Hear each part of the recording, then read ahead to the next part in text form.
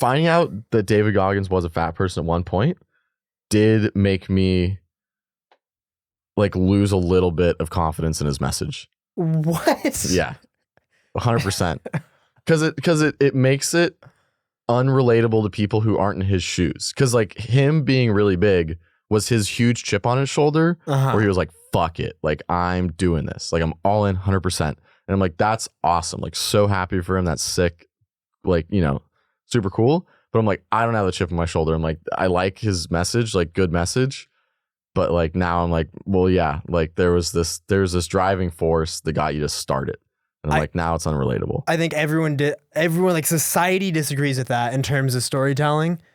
People like the people that make big change, I'm going to bring up a terrible example right now, but why did everybody love Jared from Subway? Dude, I thought you were going Hitler, but Jared from Subway is also bad.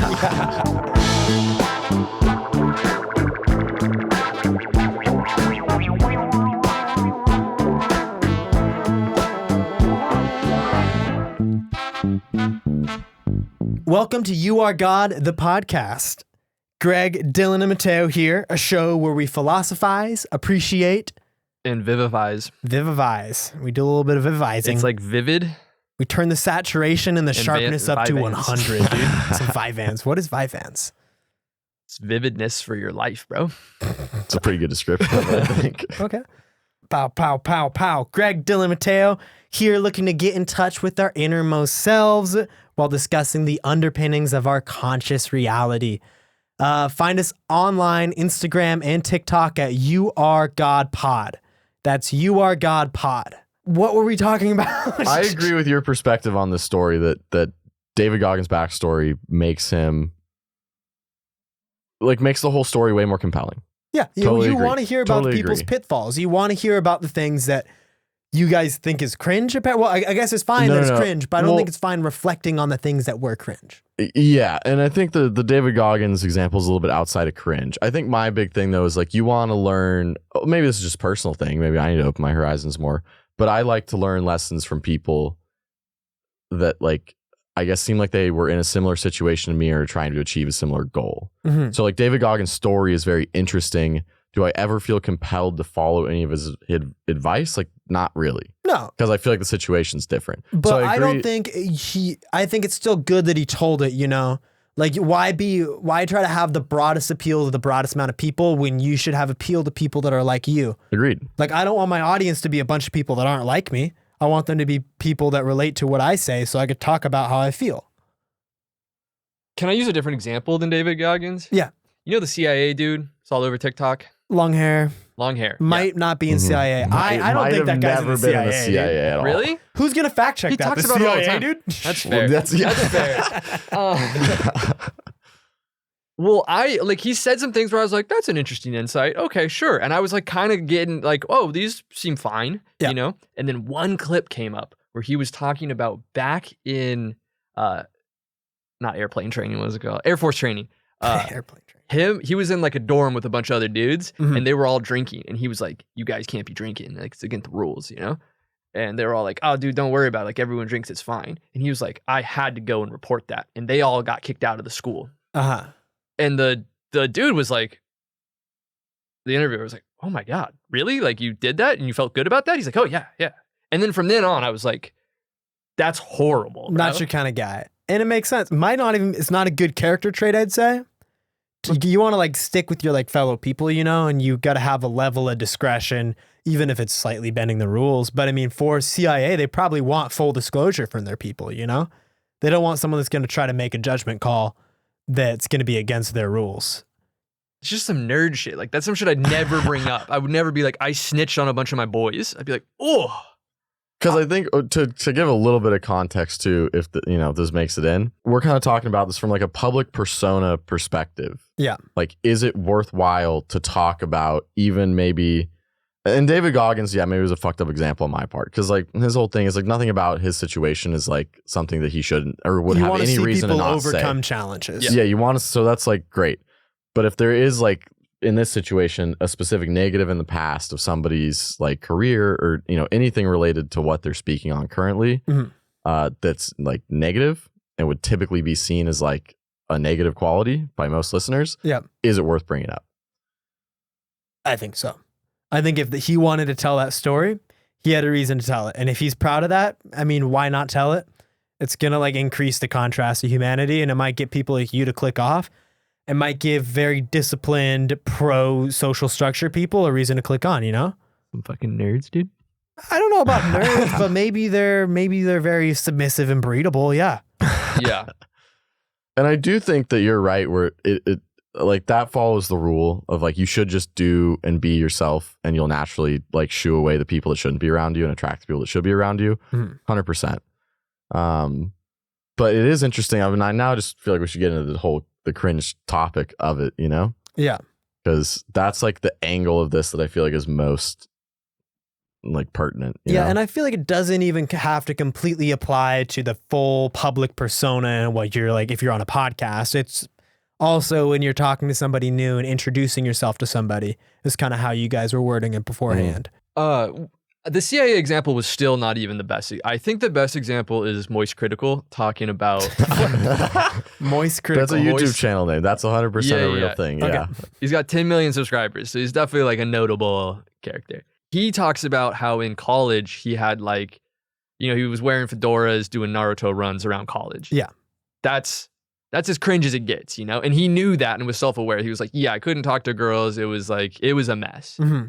And you see him be like a very like together person now. Yes. So that's the maximum contrast of like, he talked about something cringe to make people feel related to him. They can say like, oh, I either used to be that way or I am that way. And I could look up to being like Charlie. And relate to your redemption arc. Right. Yeah. But that shades him in a way that I'm like, yeah, you do seem like the kid who did that. And now I forever pin that to him. How familiar are you with Moist Critical's channel and kind of who he is as a person? Not very familiar. Like a fairly topical. Like I couldn't tell you much about. I would say that's the point I'm trying to make here is yes, from the outside, telling that story is difficult, and maybe you might view it like you shouldn't, you know? And that's the hard part about being like genuine and authentic and vulnerable is that, yeah, just that alone isn't good. And I could probably see that on the internet, just that clip, and be like, that guy's still a fucking weeb, you know? I could totally think that, and that's fair. But like the people that know your story, knowing that, I think is so much more impactful. Okay, here's one. I'm just gonna keep on knocking these down, dude. Okay? I agree with you where like I think it's a level like it's how well you know the person kind of should dictate of like how open should you be, you know? But you go with your next example here.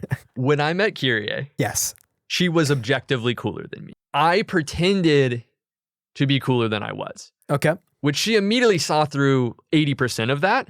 I thought I was doing a good job. I thought I was raising it up. And she was like, oh, look how cute he is trying, you know? But the 20% of that was effective. Where she'd be like, hey, you want to grab a beer after class? Yes. And I was like, yeah. And in my head, I was like, I can't have a beer. It's like the middle of the day. Like... You know? So I covered that cringe up and it was super effective. There's no fucking way you cover the cringe up. I just think you probably authentically responded to it and you might have been panicked a bit when thinking about it. But I don't think saying yes to a beer is being like inauthentic and covering something up. It's getting out of your comfort zone for sure. I mean, but the 20% is definitely is the authentic part of you stepping out of your comfort zone, but still adjusting and being yourself. But what if I said, yes, let's go get a beer? I normally wouldn't do this. That was the next that little comment on there ruins it. It makes me be like, no, you're a weirdo. So. It depends. It's you're taking a risk. Like that statement it's a risky statement, 100%. Because it could get taken in your way. You could run into a you type where you look at that statement and go like, oh, how nice. Like they're being like open and honest, and it's cool that they're willing to like they're gonna step out of their comfort zone to come hang out with me. Yeah.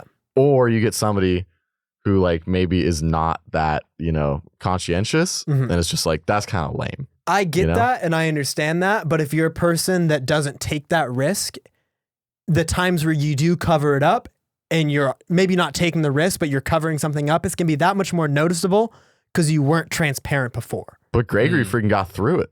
Like I feel like you successfully covered up a little bit of how new a lot of like things with Kyrie were. Yeah, that's the big thing. Is I just didn't say, "Oh, this is my first mini events, you know? Like she'd be like, here's spicy chicken. And I'd be like, this is great. And just, cry a little bit, but it was fine.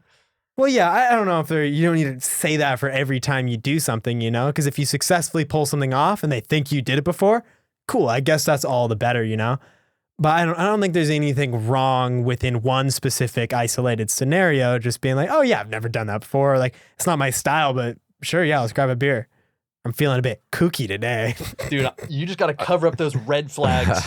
And then once you got them, then you can let them out, bro. That's all I'm trying to switching, say. Dude. I mean, I think for me, like part of not liking to bring up some of the old stuff, like in situations like that, especially getting to know somebody, is the same thing I was talking to you about with like my bracelets at one point. Where I was like, I'm going to stop wearing these because like I don't love putting them on in the morning. And I feel like I only put them on in the morning because somehow my identity is attached to them in some weird way. And I'm like, I don't like that. Like I want my identity to be as fluid as possible. Always going forward, where it's like if I bring up things about my past that I don't necessarily identify with anymore, I personally have the fear that I'm going to misrepresent like who I am in that present moment. Yeah, which maybe is an unfounded fear. It's I don't know if it's unfounded. It's probably a fair fear to have. I don't think it's one I specifically relate to, because I mean, like, okay, who gives a fuck? I think your past I can read into someone's past really, really deeply. I think maybe that's why I have such an aversion to it. Because like when you say you didn't jerk off until you were like 16, that to me is not cringy. It gives me good context for pinning you into a place in my mind, which I appreciate. It makes me feel closer. Yeah. I just think you feel differently about it telling those things about yourself. But because it's your story. If you were me and you didn't jerk off until you were 16, and then you said that out loud, you'd probably be like, ooh, I feel like I've been embarrassed enough times in my life and I've been yelled at enough times in my life where I'm like, I don't care. Like, yeah. I just think it's a good thing that like, it's not a bad thing. You like, drinking warm beers in high school as like your first drinking experience is not a bad or cringy thing. I just think it helps place me where people go, oh, you're behind the curve. What curve?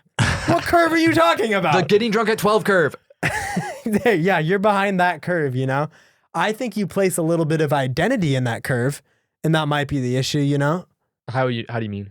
I think like part of you want to be the guy that's kind of like, I do the things, I'll get into it. I'll be not sober, That's an interesting point. I think I had cognitive dissonance at a very young age. Well, how do you say it? Dissonance, you stupid fuck. Just kidding. I also had cognitive dyslexia, dude. Yeah. No, yeah, but I think who I wanted, like I started splitting my actions like around 7th grade, where like I stopped doing what I wanted to do and started doing what I thought I should do. And I regret it. You regret that? Yeah. I should have been doing 8 balls in like 8th grade. And is that what you wanted to do? Or okay. I wanted to sorry, go ahead. Like it's the classic when I was in 9th grade and I like saw my mom in the kitchen. I was like, hey mom, I'm gonna go have sex with him. And she was like, what? No. And I was like, no, I need you to say yes. Like I don't want to do it without like asking first, but like I'm gonna do it. And she was like, absolutely not. That's not a story that I'm like proud of. But I guess I am because I just told it. But that one's pretty sick. I think it's funny. Yeah, I mean those stories I always had a major crack up about. Because to me that's so ballsy. Like that takes so much more confidence than like the way anybody else would ever approach that situation. Yeah. And it's also, I think this is the root of what I'm saying is like the context of that fits really well with what we've been talking about because I know you and it fits in the context of the conversation where it might be a bit kind of cringy looking back because it's literally the fight that you're talking about between what you think you should do and what you want to do. Yeah. So where you want to have sex with her, but you think you should tell your mom. So those two things are fighting. I didn't want them to be, I was like, I don't want you to be mad, you know? Mm-hmm. You know where I guess where my head went, like when I'm thinking about this cringe and the issue with cringe and everything like that, like I'm thinking about stories that I would consider cringe, from like younger days, like me playing Minecraft in 6th grade for 7 hours straight and literally having a full jug of orangeade that would sit next to me that I would So pre-prepare good, with paper towels under the orangeade jug because I knew it would get sweaty from me playing so long because it'd just be out of the fridge for 5 hours. And I'd like finish the whole thing, like wouldn't move the whole day, like really bad. Mhm. But to me, that's not a story that like is even cringy or relevant. Like even though that is like cringy to look back on Mhm. that I did that, like I guess when I think about cringe, I'm like, those stories don't even register in my head as cringe. Yeah. Only the shit that like really basically isn't worth talking about because it has no cultural relevance and no real relevance to anybody else other than my own weird thing. Mhm. Like that's where I think of like that's where I really cringe at some of my actions where I'm like, this isn't worth telling anybody about because it's not relatable. Like Minecraft, I'm like, people were up to that shit in sixth grade, you know? Yeah, definitely. I think funny is like almost the key thing here. Yeah. It's got to be funny or relatable, but I think you should be able to tell it regardless. I think you should have a reason to tell it. Yeah, you should have a reason to tell it. There should be a lesson behind it if you're going to tell it. If you're just going to tell it and then it's like, I don't know, I used to do that, I don't do it anymore, I don't know why. Like that's like, ugh, like, uh-oh. Yeah, I think that goes without saying though, because that's the same thing for everything. Yeah. Like you should have a reason for anything you say and you shouldn't be spouting out words. Now I'm thinking maybe it's how to terms are you with the subject? Because sometimes people are kind of like shyly admit something, and I'll be like, ah. Yeah. Yeah. We're like a more confident, humorous version of the story. And that's what I'm saying. Like, I think or you and I's reaction to it comes from the same place from like, oh, we don't go to those lighthearted cringe stories. Like, we're going to go to things where we're like, people definitely don't need to hear about this, you know? Yeah. Like, way too specific, way too personal, no lessons to learn, just like things that I wish, like, you know, I just didn't know at the time I shouldn't be doing.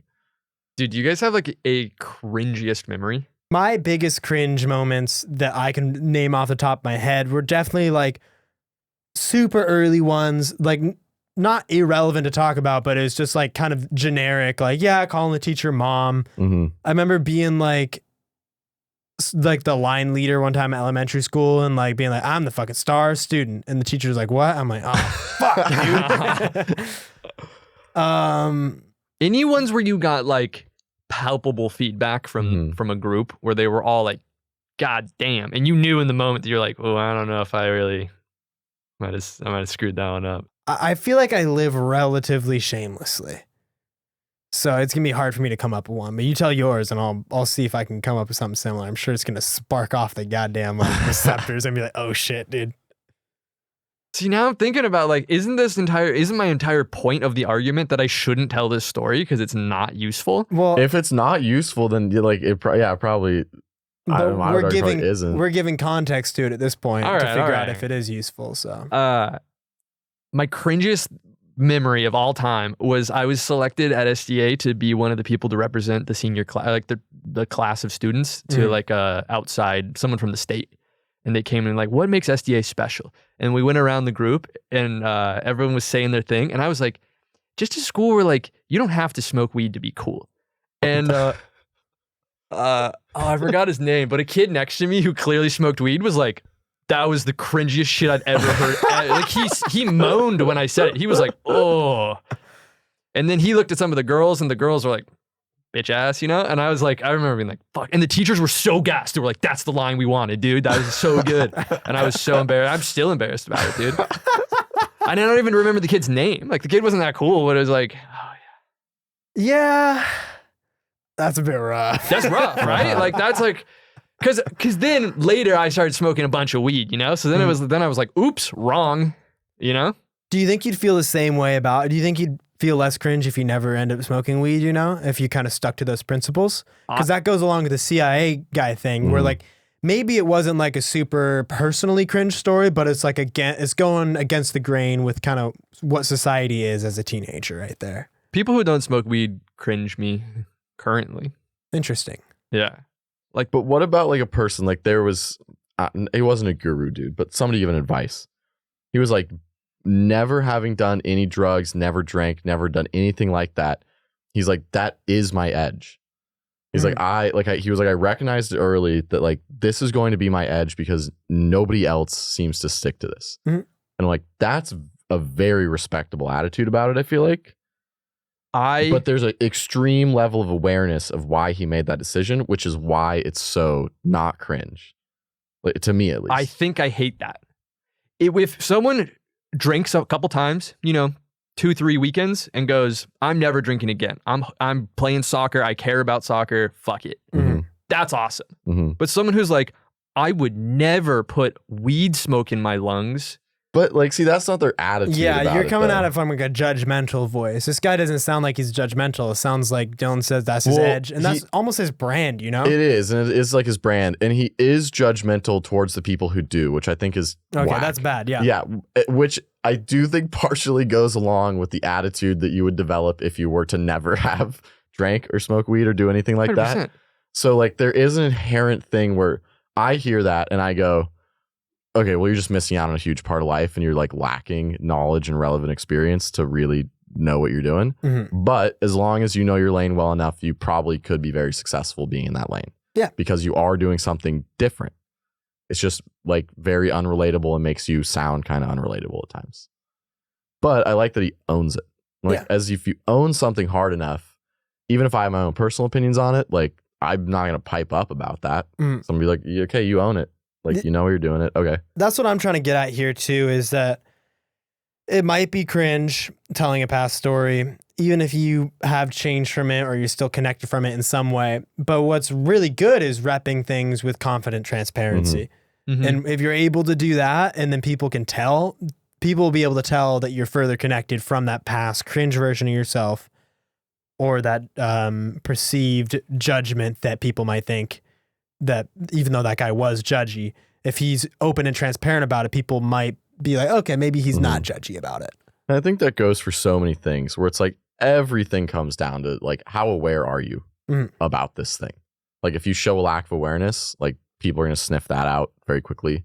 And if you show like a deep level of awareness about whatever you're saying and you can see both sides of it, then it's super respectable in like every context. What's amazing is that people might sniff out the lack of awareness, but if you say it with enough confidence, they don't care. Yeah. It's a very much like Andrew Tate kind of Kanye thing where there's obviously a lack of awareness from those fuckers, you know, but they just bulldoze anyway. And it's like, wow, how far is this ball going to roll, bro? Like, when are they going to think it's enough of this kind of personality and this ethos that they built? Yeah. Are they going to look back and think that, wow, I was fucking cringy those days? Or they're going to be like, no, dude, I just fucking did my thing. Dude, this makes me think of like the mailroom guy when he meets the CEO and he's just totally honest and has no education, no reason to be correct, but he's just given the truth. And the CEO's like, this is the guy we need in the boardroom. I think you can achieve that with a really high level of authenticity. Authentic, bro. Out here on the You Are God podcast, we are authentic, bro. It's just like you can't fault, like you can never fault someone for being truly upfront because then you can just build from there. It's like, oh, you didn't do this in the past, no big deal. You can heal that wound. Yeah. Odd though that I don't feel comfortable sharing that with people I meet. But this, like, in my mind too, like for the Andrew Tate or Kanye West thing, and to your point where it's like, where you kind of feel uncomfortable about, you know, like how people are going to think about it if you just met them.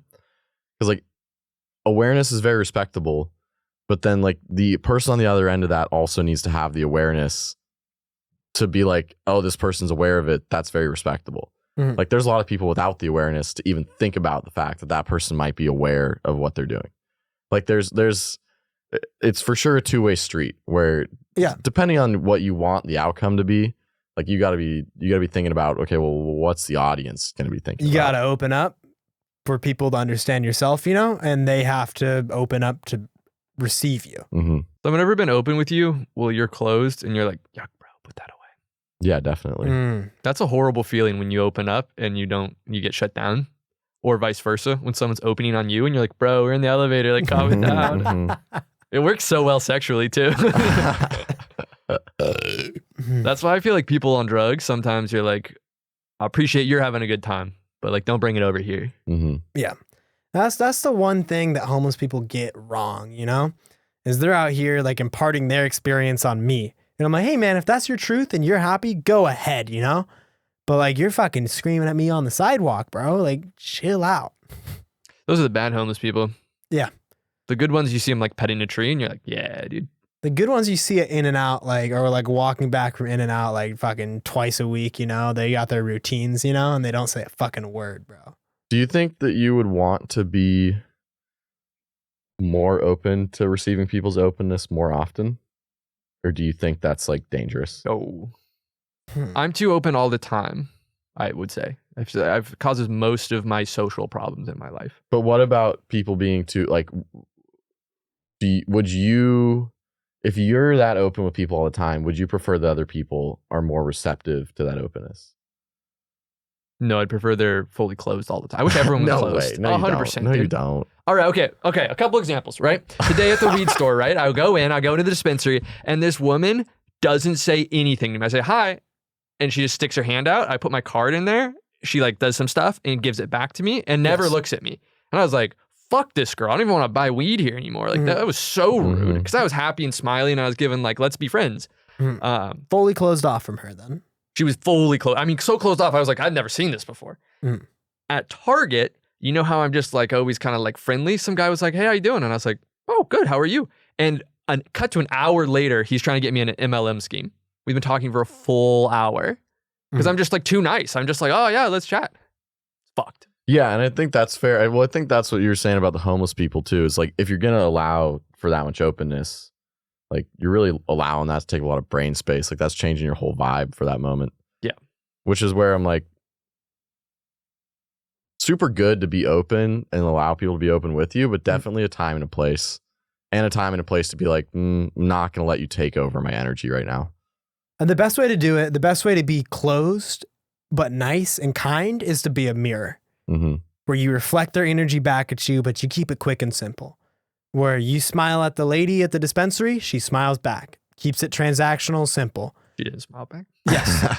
So she was completely closed off, not a mirror. And I'd like her to be more open. When That's you're what you're saying, yeah. When you're opening things up, you're letting in light from others, and it's probably bouncing off 30 different mirrors in your brain, getting twisted all these different ways from childhood memories, from what happened to you last week, from your whole brain chemistry.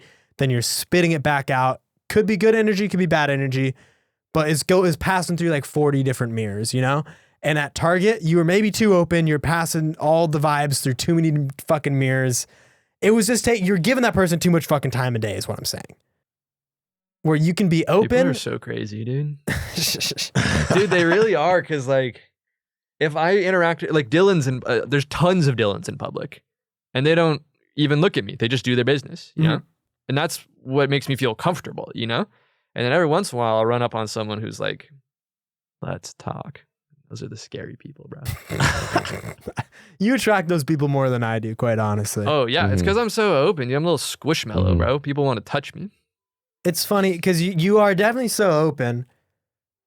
And you have your trepidations about how you're perceived with it because you're so open. I feel like you're always inside, you know, or you're always outside. Doesn't fucking matter. You're always through the door. Whoa, he's going metaphor. Me, I'm not always. I keep that door closed, but when I open it, I try to be unabashed. Unabashed? Unabashed doesn't matter. Unbashful. Sure. I try to be as open and transparent as possible, not worrying about what other people think of me. Yeah, it's pretty needy to think about what other people think of you. It's needy, but then it's also pretty needy to be like selectively keeping my door closed, you know? Where I try not to interact and I try to close myself off publicly as much as possible. I think of that more as mean than needy.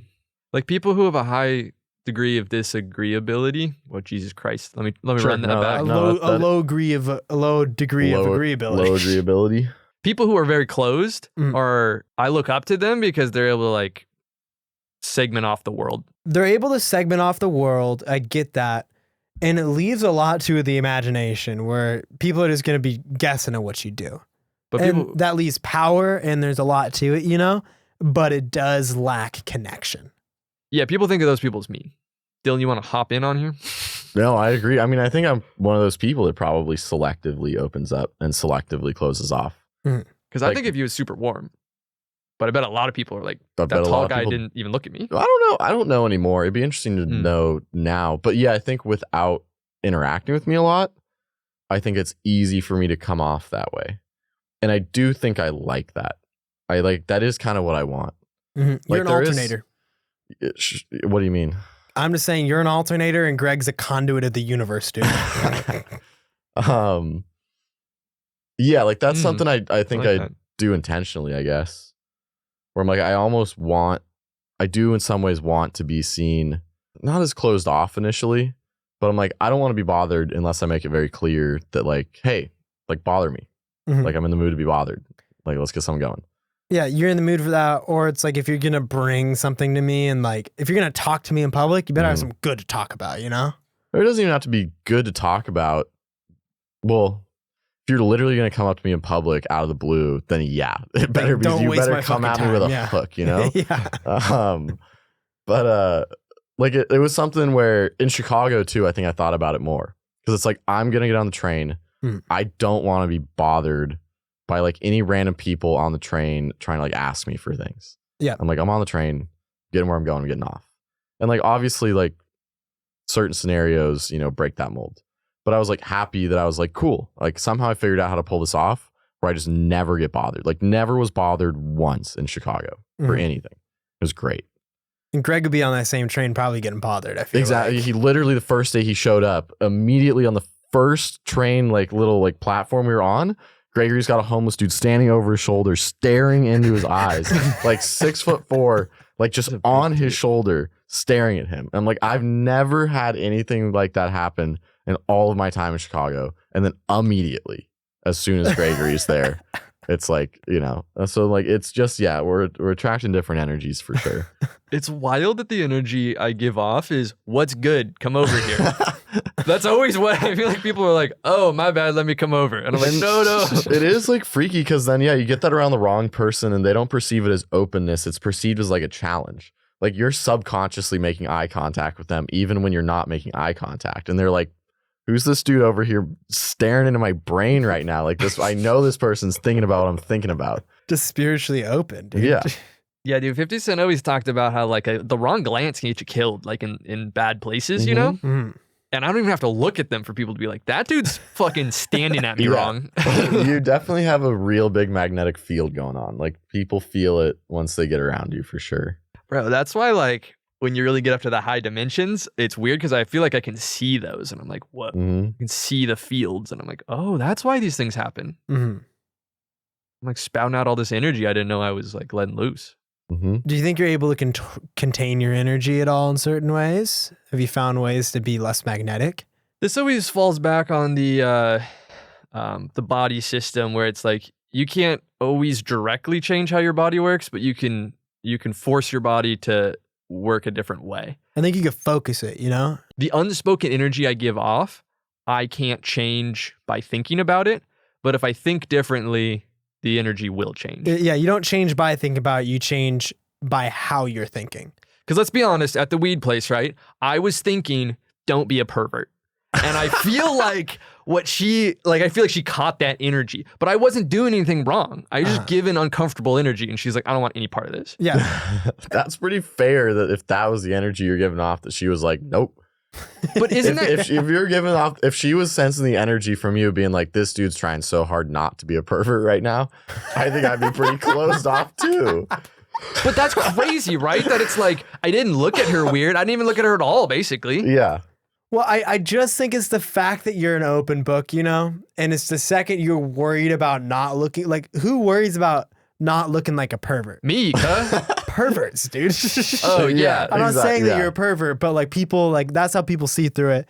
And this goes back to like the Kyrie and the 80-20%, where if you're going to worry about like you haven't done this before or blah, blah, blah, you can cover some of it up, but then a lot of it's going to get seen through, you know? Yeah. Like Kyrie like knew but didn't care. Mm-hmm.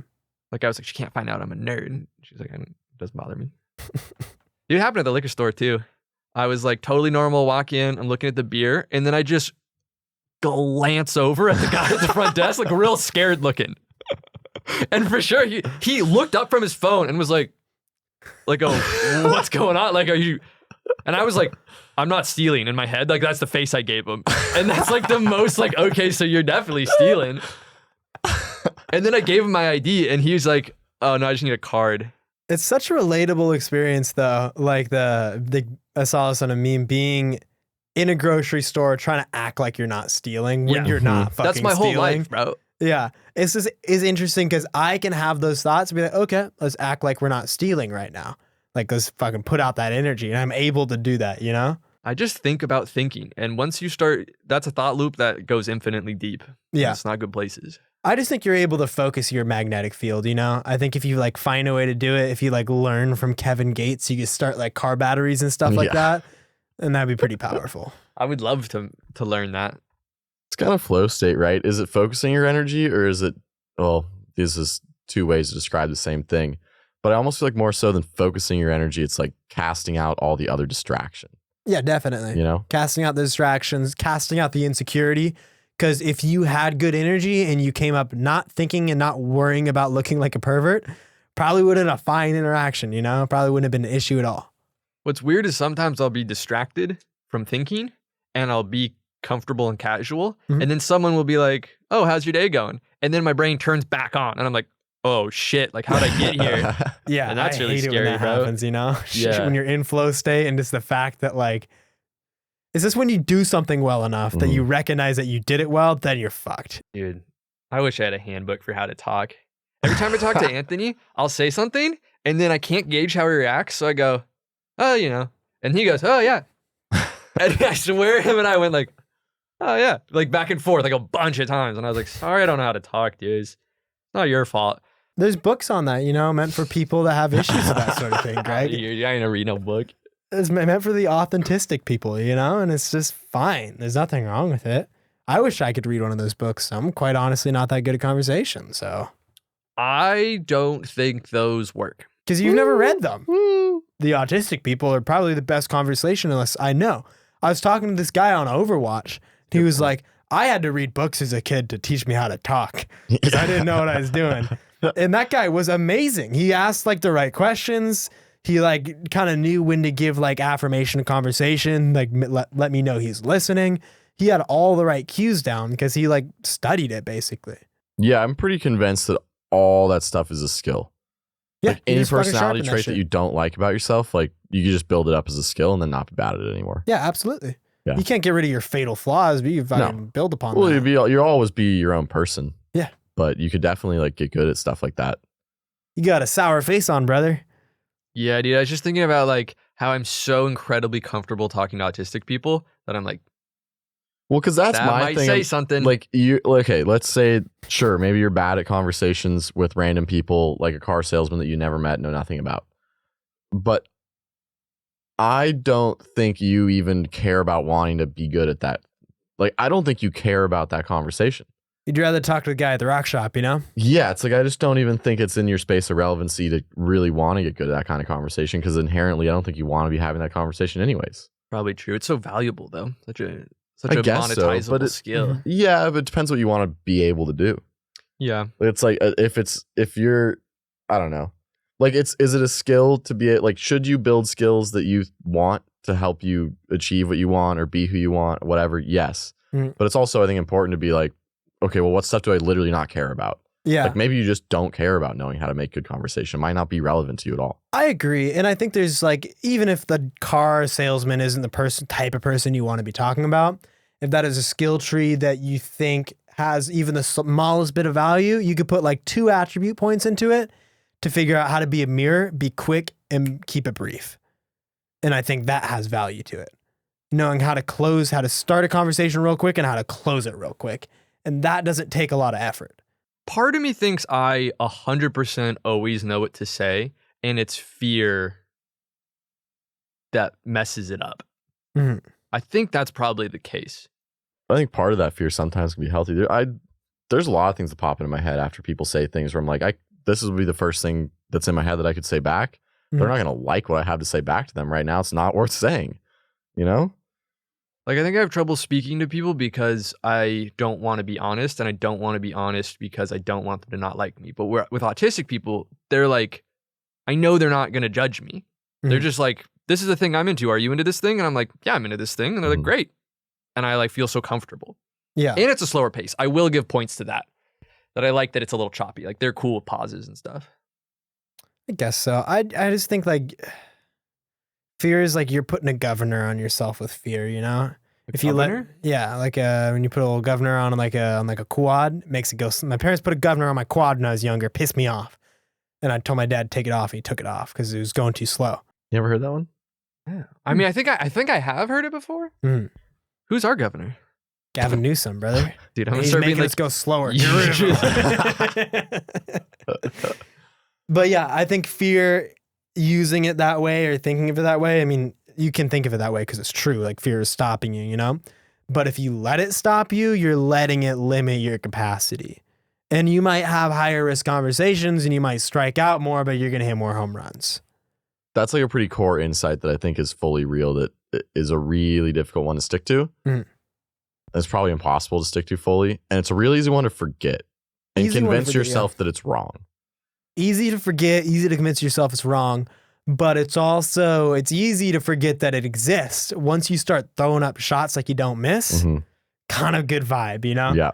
And you become more used to it. And then those shots that I wouldn't throw up before, I'll start just more frequently in doing it. And there's always going to be a next level of fear conversationally or socially.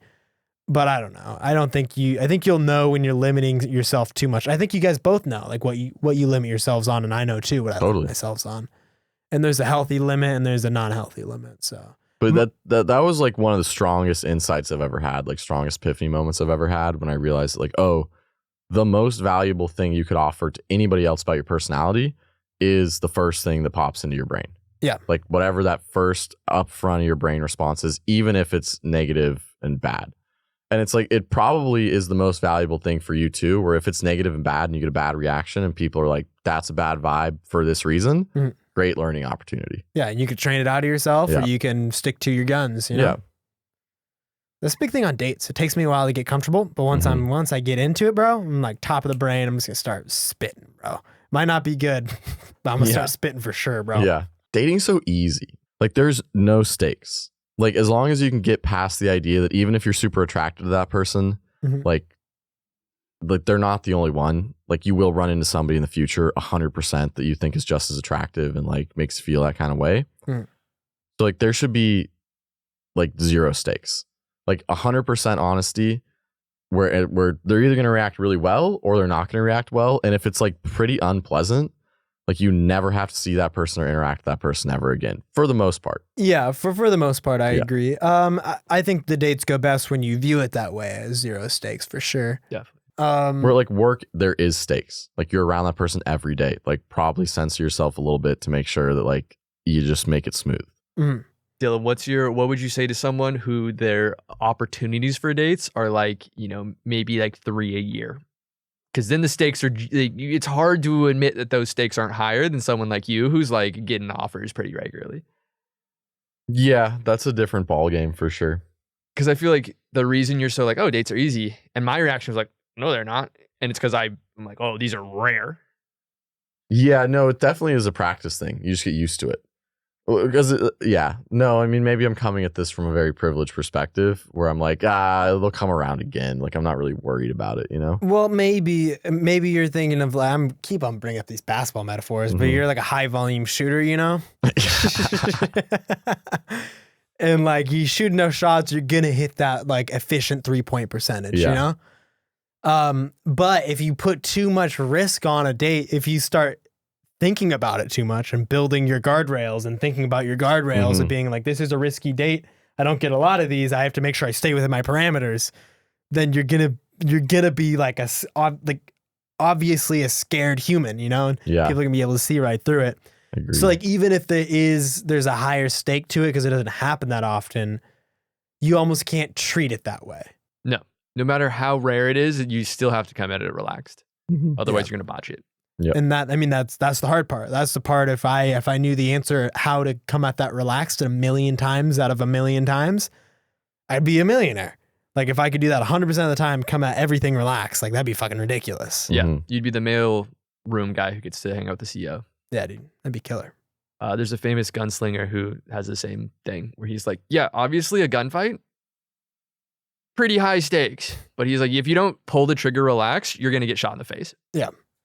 I mean, I think that is in part like psychedelics have become so helpful for just general functionality. Because I think if there's anything that will help you become more relaxed long term, it's like probably that. But not for everybody, obviously. But it's just crazy. I was listening to another podcast, and one of the hosts just attended like this sort of tech dinner. It was like all these tech founders, like it's a bunch of billionaires. It's like all these, these super, super like elite people. And he says every time he goes to one of these Silicon Valley dinners, 50% of what they talk about the whole time is psychedelics, where they're all like, every one of these people is just doing a bunch of psychedelics. And probably because the only way to make a company like that successful at some level is to just be relaxed about the decisions. Because like those decisions would just have crushing weight if you weren't just super relaxed and like, whatever, like this could all go away tomorrow and whatever.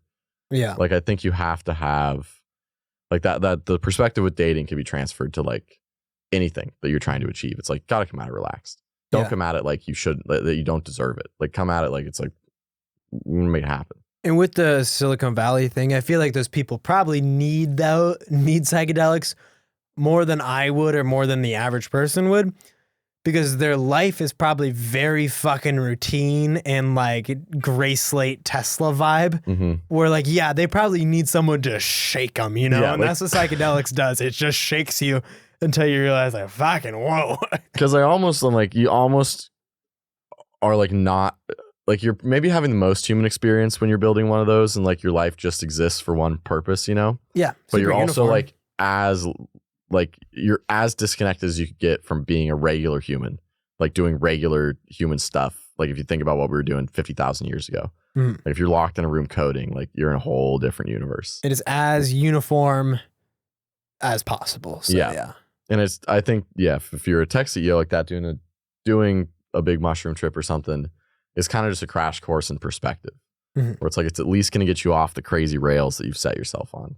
It's funny though. Those people they have their lives so built up that they come back from that and they're like, I'm getting back in my lane, baby. Yeah. But then they get back in their lane. I think like they double down in their lane. Yeah. Like, I think they're like, oh, nice. Like I figured it out. Like what I am doing is me. Like I was already doing this crazy authentic thing that like I went against every piece of advice anybody else told me and dropped everything to do this. Yeah. The ones that are stoked about it. Yeah. This is awesome. And it probably gives a huge motivator to be like, I'm all in on this. Yeah. And hopefully for the ones that aren't stoked about it, they're like, hey, maybe I shouldn't be doing this. But that's more of a self-awareness thing than a mushroom thing, I'd say.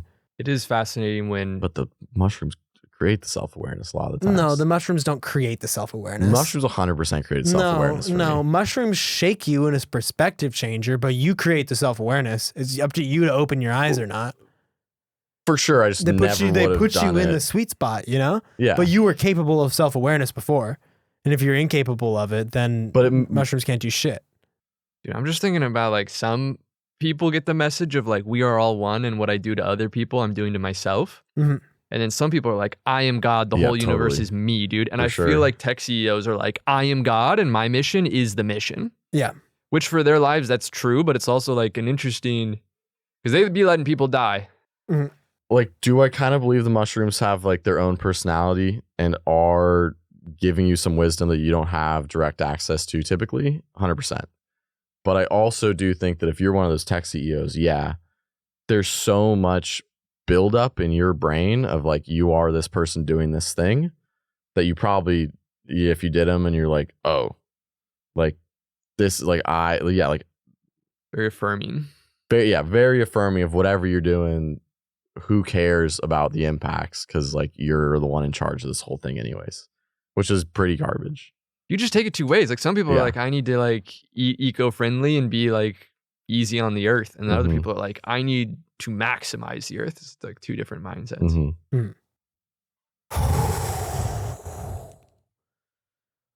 Yeah, baby. That was an episode of You Are God, the podcast. Follow us on Instagram at You Are God Pod. Follow us on TikTok at You Are God Pod.